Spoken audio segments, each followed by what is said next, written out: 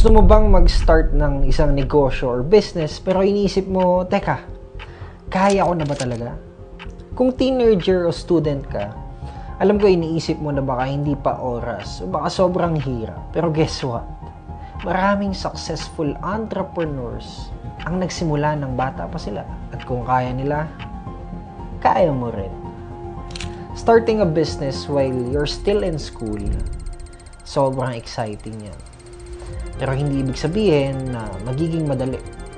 Ang daming bagay na kailangan i-consider para hindi masayang yung oras at pera mo. So, if you're serious about this, let's go through the essentials together. Alam mo, I started my first business when I was just around your age, when I was 17. And let me tell you, it wasn't easy. Wala ako masyadong resources, pero meron akong drive at lakas ng loob. Yun lang ang meron ako. Kasi bilang bata, yun talaga ang edge mo eh. Marami kang energy at oras para magkamali at mag-try ulit. Pero dapat, meron kang direction. Kaya simulan natin with the key things na dapat mong i-consider when you're starting a business. Number 1, understand why you want to start a business. Una sa lahat, tanungin mo ang sarili mo. Bakit nga ba gusto kong magnegosyo? Bakit? Ano ang reason behind? Dahil ba gusto kong kumita ng pera? O baka gusto mong sumikat? Gusto mo bang maiahon ng pamilya mo sa hirap? Or maybe you're just passionate about something, about a product or a service. Your reason is important. Kasi dito ka huhugot ng motivation, lalo na kapag humirap na ang mga bagay-bagay. Let me give you one action tip.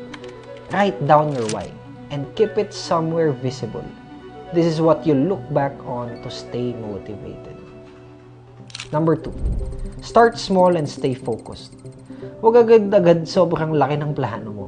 Simulan mo sa maliit at manageable, yung sustainable lang. Minsan kasi sa sobrang dami nating ideas, ang ending wala tayo nasisimulan. So you have to focus on one simple business idea. Something na kaya mong i-handle as a student or teenager.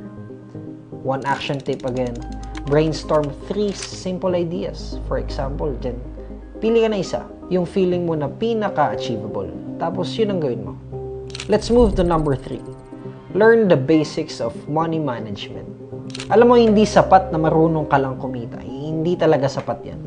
Kailangan marunong ka rin mag-handle ng pera.